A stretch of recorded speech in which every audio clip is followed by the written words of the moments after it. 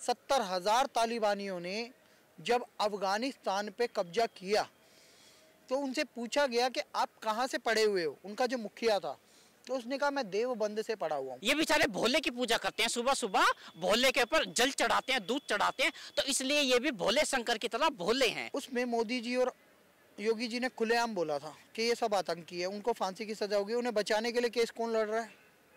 यही देवबंद के मौलाना मौलवी। भारत को भी बना देंगे मुस्लिम राष्ट्र, देखा होगा आपने। बन जाएगा? कहाँ बनेगा? कहाँ बनेगा? बनेगा कि नहीं? संभावना नहीं बन सकता, ये सपना है। और ये ऐसे ऐसे मौलानाओं का सपना सपना ही रह जाएगा। डर तो लगेगा ही। हिंदुओं के पास ज्ञान है, विज्ञान है, मैं कह रहा हूँ ना, वेद है, उपनिषद है। ये अगर ये आराम से मानेंगे तो ठीक है, नहीं तो बाबा का बुलडोजर तैयार है। ये कोई छोटा मोटा धर्म नहीं है, सनातन धर्म। हाँ, और ये ऐसे ऐसे ये जो 2 कौड़ी के मौलाना है, मैं तो इन लोगों को 2 कौड़ी का ही बोलूंगा। हाल ही में एक मौलाना ये बयान देते हैं, अरशद मदनी जिनका नाम है, कि ओम अल्लाह एक ही है। सबसे पहले इस्लाम धर्म ही था, इस्लाम ही सब कुछ है, प्राचीन धर्म यही है, इस्लाम ही है, हिंदू कुछ नहीं है। तो इस पर आप जब हिंदू सुनता है तो वो क्या कहता है? तो मैडम, इस मूर्ख अरशद मदनी से कोई ये पूछे कि जीरो किसने दिया? वो तो आर्यभट्ट ने दिया। आर्यभट्ट तो सनातनी थे, वैदिक धर्म का पालन करते थे, वो तो हिंदू थे। इनसे ये पूछो जो 4 वेद है उसमें एक उपवेद है, उसमें से एक आयुर्वेद है। आयुर्वेद से कितने लोग नौकरी पा रहे हैं, कितने लोगों का ट्रीटमेंट हो रहा है? क्या वो इस्लाम के माध्यम से आया है? उसके अलावा जो गीता सबसे प्रसिद्ध बुक है पूरे विश्व में, इस्कॉन टेम्पल के माध्यम से लाखों करोड़ों लोग घर वापसी कर रहे हैं। वो चाहे रशिया हो, जर्मनी हो, अमेरिका, यूरोपियन कंट्रीज हो, साउथ अफ्रीका हो, कहीं से भी ले लो, चाहे इजराइल हो, कितने लोग उसे घर वापसी कर रहे हैं। और मोदी जी जब विदेश जाते थे तो क्या कुरान बांटते थे? क्या इस्लाम बांटते थे? मोदी जी ने अमेरिका गए तो वहाँ पे क्या दी? भगवत गीता। किसी भी कंट्री में मोदी जी जाते थे तो उनका पहला उपहार होता था भगवत गीता। क्या मोदी जी इस्लाम को फॉलो करते हैं? क्या इस देश में इंदिरा गांधी इस्लाम को फॉलो करती थी? क्या इस देश के लाल बहादुर शास्त्री इस्लाम को फॉलो करते थे? तो इस तरीके की जो कॉन्स्पिरेसी थ्योरी ये जो चल रहे हैं ना, ये सिविल वार की ओर चाहते हैं जाए ये देश। हिंदू मुस्लिम में बंटवारा हो, हम कुछ उन्हें अपशब्द बोलें, फिर वो अपशब्द बोले और ये आपस में क्लैशेज हो जाए। जैसे दिल्ली दंगे हुए, जैसे कोई मुजफ्फरनगर दंगे हुए, जैसे भागलपुर दंगे हुए, जैसे गोधरा हुआ। ये सब एक कॉन्स्पिरेसी थ्योरी है। और एक बात आपको पता है, ये जो देवबंद है ना, ये इस्लामिक शिक्षा का नगर है। और वहाँ से सबसे ज़्यादा मदरसे संचालित होते हैं और उस मदरसे में देवबंदी ही जो मौलाना होगा वो पढ़ाने जाएगा। सारे मदरसों पे इनका कब्जा। सारे आतंकवादी अधिकतर देवबंद के पैटर्न पे काम करते हैं। आपको पता है तालिबान 70,000 तालिबानियों ने जब अफगानिस्तान पे कब्जा किया तो उनसे पूछा गया कि आप कहाँ से पढ़े हुए हो। उनका जो मुखिया था तो उसने कहा मैं देवबंद से पढ़ा हुआ हूँ। ये आतंकी पैदा करने की फैक्ट्री है। आपको एक और बात बताता हूँ, आज 2023 चल रहा है, इसी समय पे उत्तर प्रदेश चुनाव आप कवर कर रहे होंगे। उत्तर प्रदेश चुनाव के समय पे 37 या 36 आतंकवादियों को फांसी की सजा हुई थी, जो कि आजमगढ़ से, कोई समाजवादी पार्टी से रिलेटेड था, कोई कहीं से था, ठीक है। उसमें मोदी जी और योगी जी ने खुलेआम बोला था कि ये सब आतंकी है, उनको फांसी की सजा होगी। उन्हें बचाने के लिए केस कौन लड़ रहा है? यही देवबंद के मौलाना मौलवी अरशद मदनी। हलाल सर्टिफिकेशन चलता है, 2 लाख ट्रिलियन की उसकी इकोनॉमी है, वो भी देवबंद को ही फंड जाता है जितना भी हलाल सर्टिफिकेट होता है। तो यह एक आतंक की फैक्ट्री है। ये आतंकवाद बढ़ाकर भारत में रहकर ये क्या, इनका मकसद क्या है? आप देखो, मोदी सरकार विफल है इस समय, मैं तो ऐसा कहूँगा। जैसे PFI पे बैन लगाए, देवबंद पे भी बैन लगाए, all India Muslim personal law board पे बैन लगाए, और जो भी इस तरीके की हिमाकत करता है, सनातन धर्म को अपमानित करता है, क्योंकि भारत का राष्ट्रीय धर्म सनातन धर्म है, ये योगी जी ने कह दिया है। तो अब वो समय बहुत नज़दीक है कि संसद से एक बिल पास करके भारत को हिंदू राष्ट्र या सनातन राष्ट्र घोषित करवा दिया जाए, जिससे कि आगे कोई भारत माता को गाली ना दे पाए, भारत के सनातन धर्म को कोई गाली ना दे पाए, रामचरितमानस या भगवत गीता को कोई ना जला पाए, वेदों उपनिषदों को कोई गाली नहीं दे पाए, हिंदू देवी देवताओं को कोई अपमान ना कर पाए। इसलिए भारत को हिंदू राष्ट्र चाहिए। यही लोग लैंड जिहाद करते हैं। आपको पता है वक्फ बोर्ड बनाया कांग्रेस ने 1995 में, क्यों बनाने की ज़रूरत पड़ गई? भाई हिंदुओं ने तो कभी किसी मस्जिद पे कब्जा नहीं करा। कब रामकृष्ण के नामों से हमने अत्याचार किए, बताओ कितनी मस्जिद तोड़ी, कब हमने मतलब अफगानिस्तान वगैरह जाके या कहीं अपमान, किसी की मस्जिद का अपमान किया या किसी और धर्म का अपमान किया। ये अटल जी की कविता में भी मेंशन है। हिंदुओं इतना सहिष्णु है। हिंदू तो कोई, क्रिश्चियन आते ही ईस्ट इंडिया कंपनी जब आई थी उसके बाद ही इस्लाम का प्रादुर्भाव हुआ है यहाँ पे। आज वो हिंदुओं को कन्वर्ट कर लेते, छोटा राइस बैग देके, आटा देके, लालच देके, और हिंदू अब प्रतिकार देने लगे 2014 के बाद, जब से मोदी सरकार आई है, कि हम कन्वर्जन को बर्दाश्त नहीं करेंगे। बागेश्वर धाम ने भी उन पे आरोप कब लगे, जब उन्होंने 390 के आसपास जो क्रिश्चियन बन गए थे हिंदू, उन्हें घर वापसी करवाई। वैसे योगी जी, मोदी जी भी आए दिन अत्याचार सहते आए हैं। हिंदुओं से इतना डर क्यों लगता है सब? हिंदुओं से ये कहते हैं कि नहीं भाई, हिंदुओं से डर लग रहा है, मुसलमान खतरे में, ईसाई धर्म खतरे में, बहुत, और फिर एक तरफ इस तरीके की राजनीति। मैडम डर तो लगेगा ही। हिंदुओं के पास ज्ञान है, विज्ञान है, मैं कह रहा हूँ ना, वेद है, उपनिषद है। इनके ऊपर एक प्रधानमंत्री भारी पड़ गया।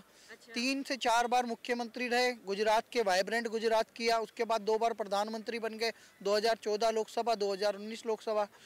एक हिंदुत्ववादी आरएसएस के स्वयंसेवक जो कि प्रचारक थे, प्रधानमंत्री बन गए, हर घर तिरंगा की बात करते हैं, 220 करोड़ वैक्सीनेशन करते हैं, स्वदेशी वैक्सीनेशन बनवाते हैं, कोविन को वैक्सीन, 80 करोड़ से ज़्यादा लोगों को राशन देते हैं। इन्हें दिक्कत इस बात से है कि एक व्यक्ति, एक सनातनी हिंदू जो कहता है I am proud Hindu nationalist, उनसे पूछा गया कि आपका धर्म क्या है, तो उसने कहा हिंदू नेशनलिस्ट, क्योंकि वो बाय डिफॉल्ट, बाय बर्थ सहिष्णु भी होता है, नेशनलिस्ट भी होता है और सेकुलर भी होता है। सेकुलर का सर्टिफिकेट हमें नहीं चाहिए।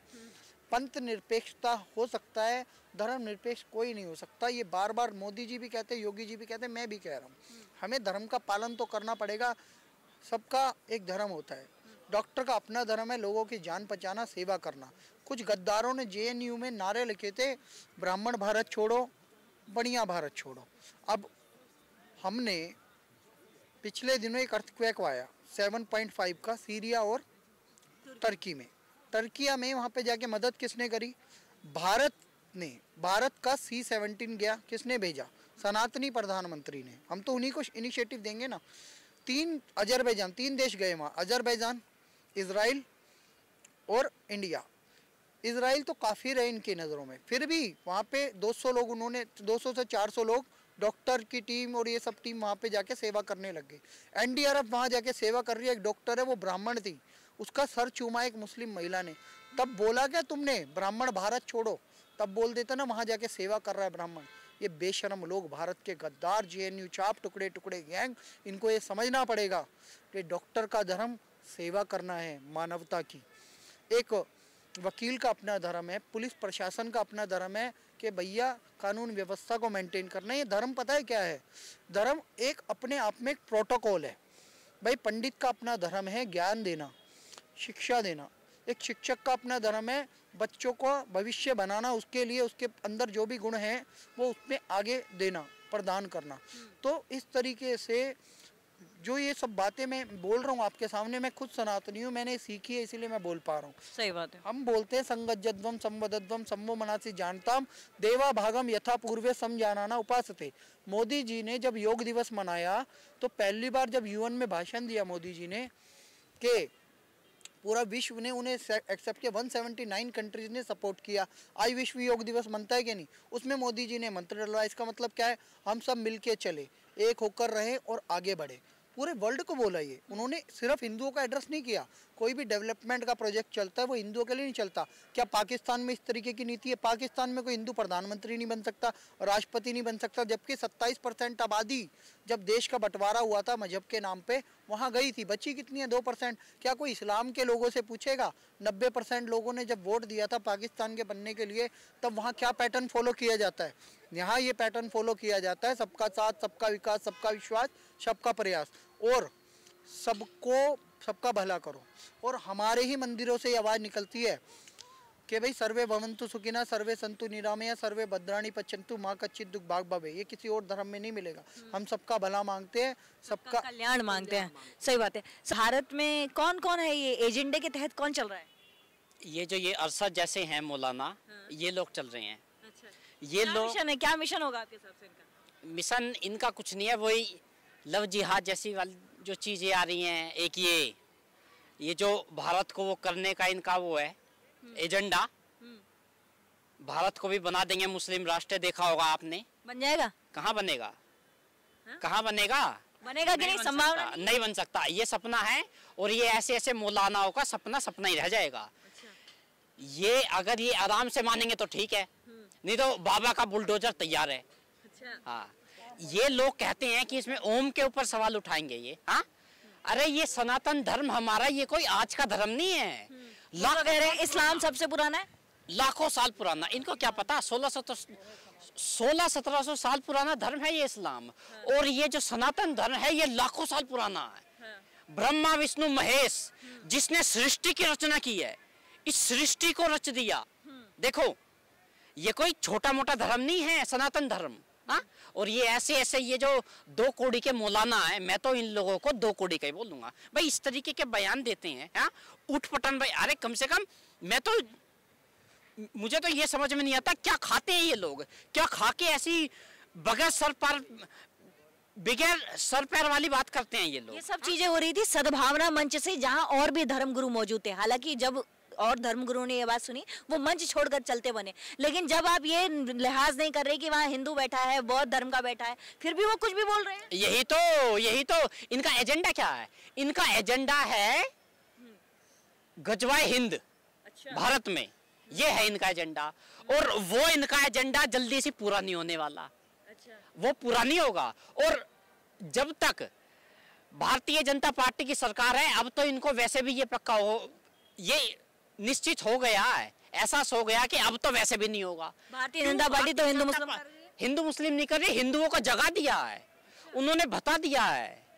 उन्होंने हिंदुओं को ये बताया है कि तुम लोग सनातनी हो, एक होके रहो और सोचो, देखो, परखो कि कौन है जो तुम्हारे खिलाफ षड्यंत्र रच रहा है,